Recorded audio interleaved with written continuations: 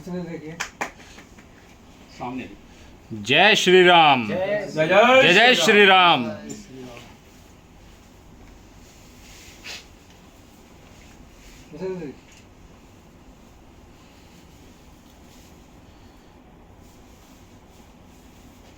सुभाष नाइक जी, आप झुंझुनू से चलकर सोमनाथ तक जा रहे हैं जी।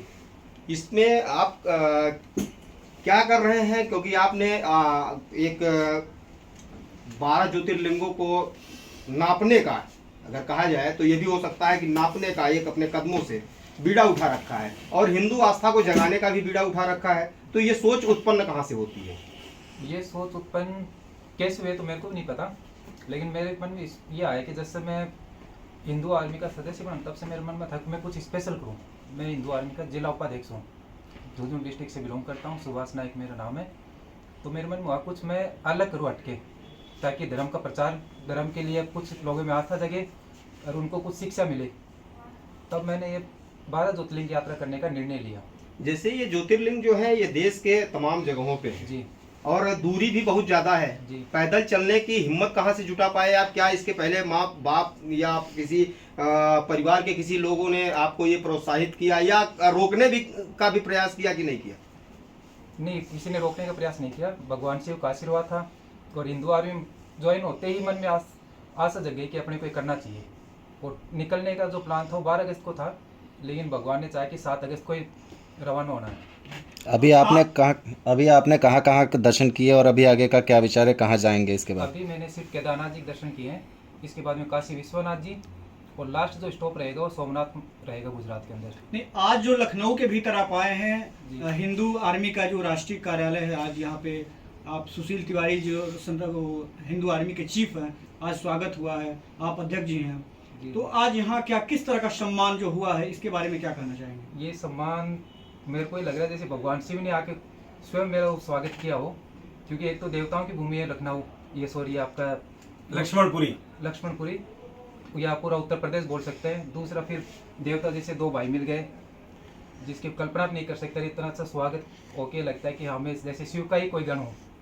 आप अकेले ही निकले हैं और राजस्थान के झुंझुनू जिले से, हिंदू आर्मी से आपका संबंध है और लक्ष्य आपने बनाया है 200 दिनों के भीतर पूरे देश के भीतर जो भी ज्योतिर्लिंग बने हुए हैं सारे जगहों पे आपको जाना है। शुरुआत आपने केदारनाथ से की है और अंत आपको सोमनाथ गुजरात में करना है। जी हाँ। क्या इतना बड़ा लक्ष्य लेके आप चले हैं? क्या उद्देश्य है? किस तरह का प्रचार प्रसार, किस तरह की लोगों के बीच आस्था जगाने निकले हैं? बस मैं अपने हिंदू धर्म को युवाओं से जोड़ना चाहता हूँ कि वो अपने जो संस्कृति है ना उसको जीवित रखे, अपने धर्म के प्रति उनकी आस्था हो, यही लक्ष्य है और कोई लक्ष्य नहीं। हमारे चैनल के माध्यम से आप नौजवानों के लिए क्या कहना चाहेंगे? मैं उनको ये कहना चाहूँगी नशे की आदत छोड़े और अपने धर्म के लिए कुछ करे, अपने समाज के लिए कुछ करे, ताकि आगे जाके आने वाली जो पीढ़ी है उनको धर्म का ज्ञान हो, शास्त्रों का ज्ञान हो और अपने देश की जो भी संस्कृति है उसके बारे में पता चले। अच्छा, इस पूरी यात्रा के दौरान क्या जो हिंदू आर्मी के जो लक्ष्य हैं, जो लोगों के बीच हिंदू आस्था जगाने का विषय है, क्या इन विषयों पर भी लोगों से चर्चा करके बात करके आगे बढ़ाने का प्रयास करेंगे? बिल्कुल, लोगों से चर्चा होती है, क्योंकि आप बहुत लंबी यात्रा पे निकले हैं, 200 दिनों का लक्ष्य है। जी बिल्कुल, बहुत से हिंदू भाई मिलते हैं ऐसे जो तैयार रहते हैं, लेकिन टाइम नहीं होता उनके पास, सिर्फ वो फॉर्मेलिटी तौर पे आ जाते, लेकिन फिर भी जो मिले हैं ना यहाँ पे वो सब देवता समान आदमी मिले। और सभी हिंदू आर्मी के जो भी भाई मिले लगभग 5 किलोमीटर पहले लेने आते हैं और 5 किलोमीटर आगे छोड़ के भी आते हैं और आगे की व्यवस्था भी रखते हैं। अच्छा, जब रास्ते में आप चलते हैं जी, तो क्या किसी दिक्कत का भी सामना करना पड़ता है या लोग ये सहर्ष स्वीकार कर लेते हैं कि एक हिंदू निकला हुआ है 12 ज्योतिर्लिंगों के दर्शन करने के लिए और इसका सत्कार भी करना चाहिए? जी बिल्कुल करते हैं।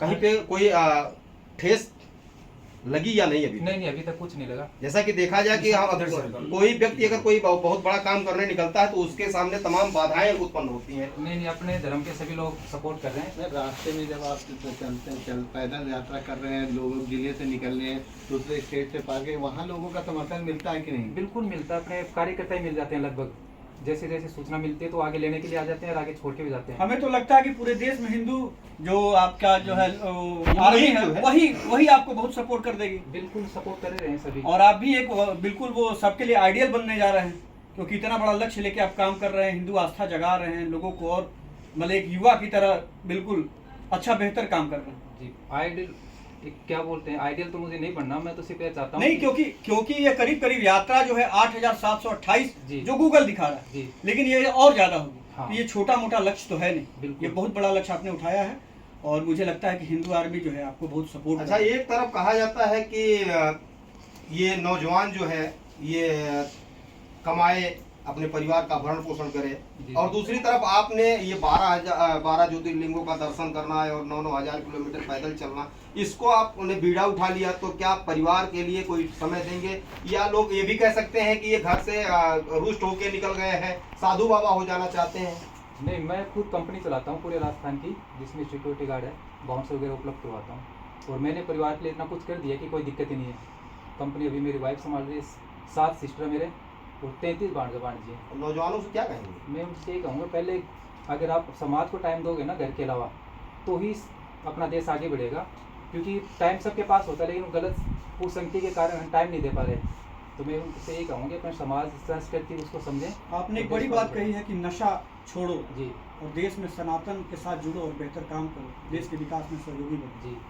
चलिए, बहुत बहुत शुभकामना, बहुत बहुत धन्यवाद कि आप इतना बड़ा लक्ष्य बना के काम कर रहे हैं। बहुत बहुत शुभकामनाएं। जय जय श्री राम।